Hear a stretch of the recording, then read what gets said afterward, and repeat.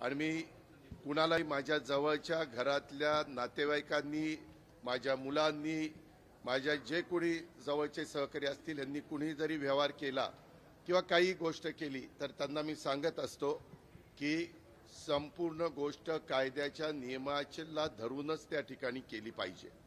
आता या व्यवहारामध्ये मी जी माहिती घेतली त्याच्यामध्ये चर्चा मोठ्या प्रमाणावर सुरू झाल्यावर आपल्या राज्याचे मुख्यमंत्री नागपूरला होते, त्यावेळेस मी त्यांच्याशी फोनवर संपर्क साधला आणि मी त्यांना सांगितलं जरी माझ्या घरातल्या जवळच्यांशी संबंधित असणारा हा विषय असला तरी तुम्ही राज्याचे प्रमुख आहात, तुम्हाला जे काही नियमाप्रमाणे करावं लागेल त्याची चौकशी करावी लागेल, काय तुमच्या मनामध्ये समिती नेमायची असेल, जे काही करायचं असेल, कारण आपण एवढ्या मोठ्या राज्याचं नेतृत्व करतात ते करा। मला माझा त्या गोष्टीला पाठिंबाच राहील,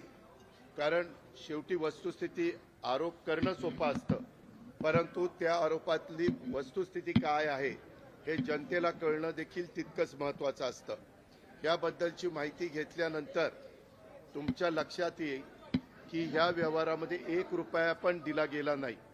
तरी मोठे मोठे आकडे सांगितले, मोठ्या मोठ्या गोष्टी सांगितल्या गेल्या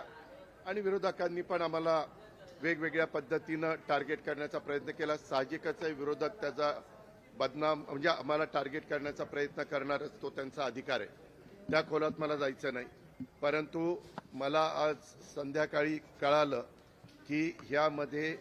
ते जे काही डॉक्युमेंट झालेले होते ते सगळे कॅन्सल करण्यात आलेले आहेत, जो काही व्यवहार झालेला होता। आणि मी कुणालाही माझ्या जवळच्या घरातल्या नातेवाईक